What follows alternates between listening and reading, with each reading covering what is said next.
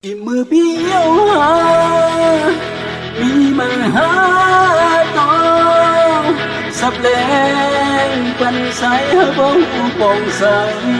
ลูลา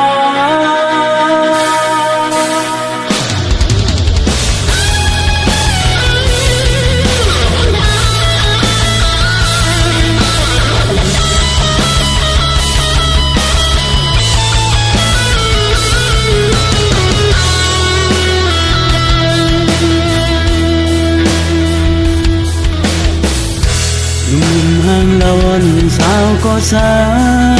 ยหักสู่เยาเมื่อนอนหลับก็ปอฝันสายถึงอยู่คู่ยามยาวกับสุดหมายฝนโตสายถึงน้ำสายได้ยินข้อความน้องคือเสือหน้าเยาไม่สิกเสืออำพงสายสู่น้องซาเสือช่างสายและความผิดความปอดซาสั่งต่อกันซึ่งในเมื่อปีเยาว์มีมาหาต่อสับแรงเป็นสายบ่หูปองสายลูนางความร้อนนางผู้สหายในมันสิแกนกินเสมือนไฟหุ่มไม้ตีเสมือนเตตายปลดปล่อยภาวะอย่าสั่งต่อปีหน้าหากว่าหากพี่หักน้องก็เคยยองมาห้วยลาเคยบอกข้อความและสอนส่ง3 ครั้งพอสู่มีเสยตั้งหักเป็นตัวเกินที่คำสุ่มตั้งหาที่ยอมเอาตั้ง10 พายเลี้ยวคุยหันนาง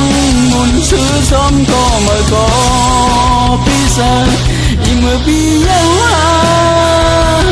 มีมาหาต่อสับแรงเป็นสายบ่หูปองสายลูนางความก่อนหน้านางผู้สหายในมันสิแกนกินเสมือนไฟหุ่มไม้ตีเสมือนตีตาย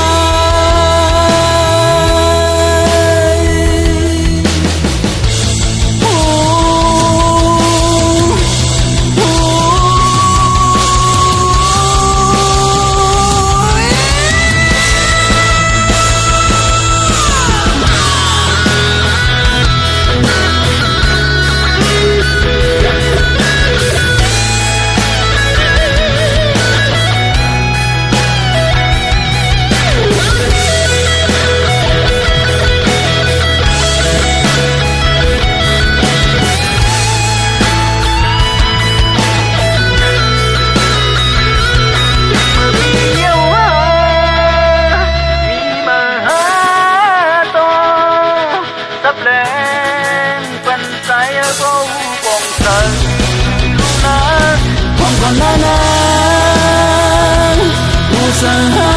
ยในมันสิแกนกินเสมือนไฟลูกไม้ตี